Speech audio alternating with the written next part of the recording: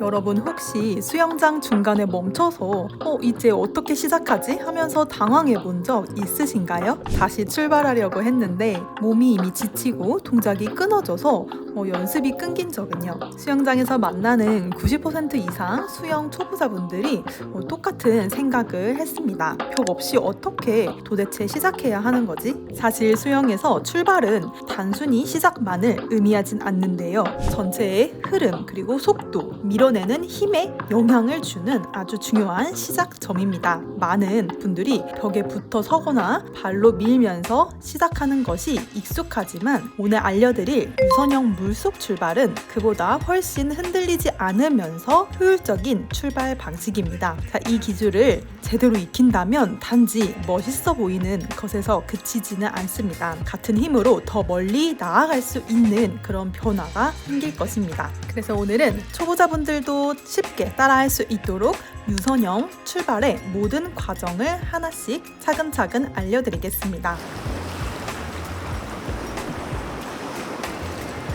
그럼 유선형 출발을 단계별로 배워볼게요. 크게 3단계로 나누는데요. 먼저 유선형 자세를 만드는 것, 그리고 중심을 고정시키는 것, 그리고 바로 속도, 추진력을 생성시키기입니다. 1단계 유선형을 먼저 만들어 볼게요. 수면 아래에서 벽 또는 가까이에 몸을 붙이고 팔을 앞으로 길게 뻗습니다. 이때 손 모양은 손바닥을 포개거나 손끝을 나란히 편하게 되게 일직선으로 향하게 뻗어주세요. 팔을 뻗었을 때 팔과 귀 사이의 간격을 완전히 없애는 느낌으로 딱 가져옵니다. 마치 팔로 머리를 감싸듯이 붙여주셔야 합니다. 이때 어깨에 힘을 주시진 마시고 뻣뻣해지지 않게 어깨는 편안하게 내려놔줍니다.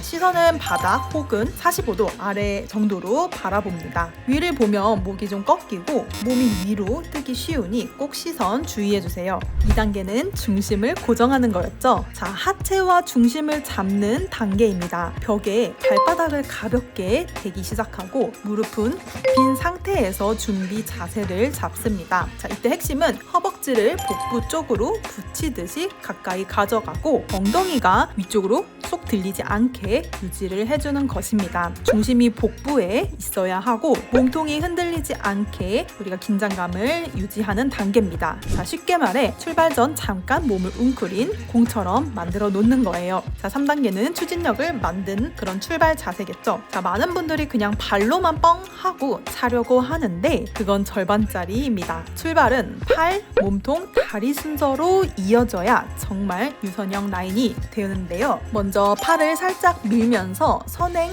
동작을 만들고 그 다음에 복부 힘을 유지한 채 고정을 시켰죠. 이제 다리를 벽을 밀면서 나가는 순서입니다. 이렇게 해서 물속에서 몸이 길게 쭉 뻗으며 미끄러지듯이 나아가야 합니다. 다리로 벽을 강하게 밀어낼 때 우리의 발바닥 전체를 사용해서 밀고 나아가야 하는데요. 중요한 것은 단순히 튕기는 힘이 아니라 다리 전체를 곧게 펴주면서 밀어주는 것입니다. 또 주의할 점은 종아리와 우리의 발목이 일직선으로 평행선이 되도록 힘을 주어야 합니다. 발끝은 쭉 뻗어 물을 끊어내는 형태로 마무리를 해서 앞으로 나아가 주세요.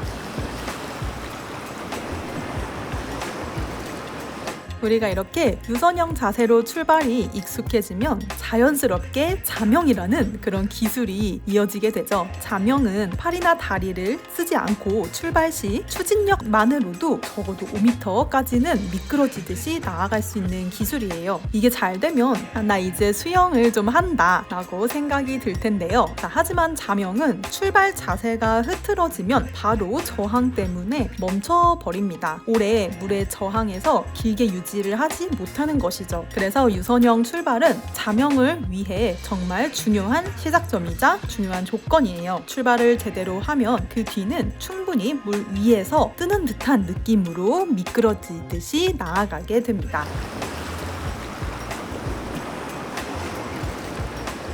이어서 자유형, 배영 등 영법과 연결되는 출발 방식을 더 자세히 볼게요. 수면 위에서 갑자기 스트로크를 시작하는 것보다 물속에서 안정적으로 출발하고 유선형 자세로 충분히 미끄러진 후에 영법 동작을 이어서 전환을 하는 것이 중요합니다.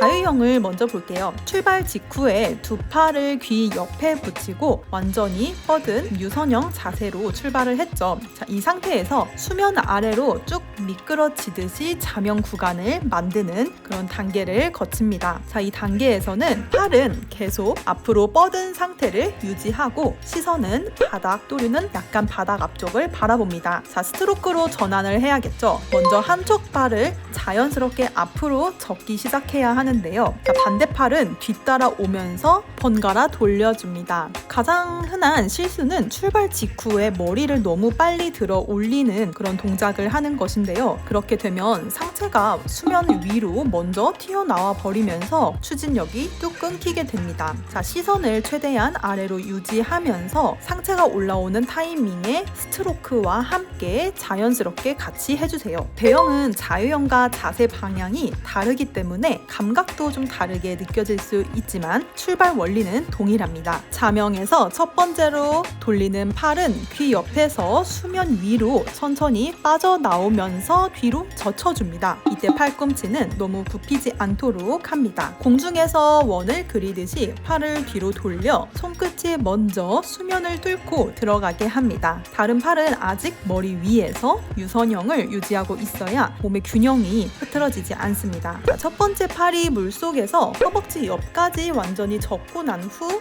반대팔이 같은 순서로 번갈아서 이어집니다. 자, 주의할 점은 배영은 시작 자세가 등으로 출발을 하기 때문에 복부에 최대한 힘을 놓치면 수면 아래로 가라앉기 쉽겠죠. 자, 스트로크 시작할 때 양팔이 동시에 움직이지 않도록 또 주의해주세요. 한 팔씩 번갈아 가면서 움직여야 몸의 회전이 부드럽고 우리의 리듬이 살아날 수 있어요. 자, 접영과 평영은 유선형 출발이 특히 중요한 영법입니다. 출발 후에 일정 거리 동안 자명을 한 후에 상체가 자연스럽게 위로 올라오는 타이밍쯤에 맞춰 웨이브처럼 몸을 물결 모양으로 움직여줘야 합니다. 상체가 들어 올려지면서 동시에 그 다음 하체가 따라 올라오고 이어서 접영 킥과 또 스트로크까지 시작이 되어야 합니다. 출발이 급하거나 웨이브가 끊기고 뻣뻣하면 몸이 단단하게 굳어서 흐름을 놓칠 수가 있는데요.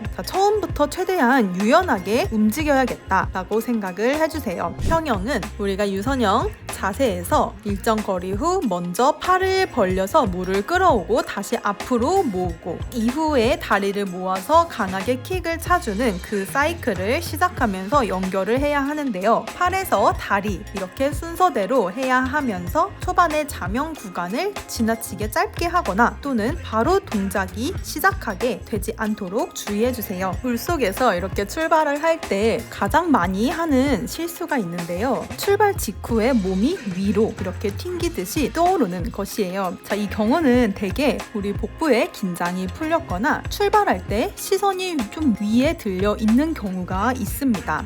물은 밀어내는 힘이 있기 때문에 몸이 수면 위쪽으로 이렇게 튕겨 오르는데요. 이럴 때는 출발 직전부터 출발 후 몇 초까지는 우리 복부의 긴장감 유지하시고 몸 전체를 수면 아래로 가라앉힌다 라고 생각을 해야 합니다. 그래서 시선은 바닥을 최대한 향하게 유지를 하고 우리의 머리, 팔, 발목이 일직선이 되도록 위치를 시켜주는 것이 중요해요. 몸 전체가 우리 물, 수면과 평행하게 미끄러진다 라고 이미지를 그리면서 꼭 출발해주세요. 처음에는 벽 없이 출발하는 것도 낯설고 어렵게 느껴질 수 있습니다. 하지만 이렇게 출발이 달라지면 수영의 전반적인 완성도도 높아지고 연습도 끊기지 않고 할 수 있으니 오늘부터 꾸준히 연습해보세요.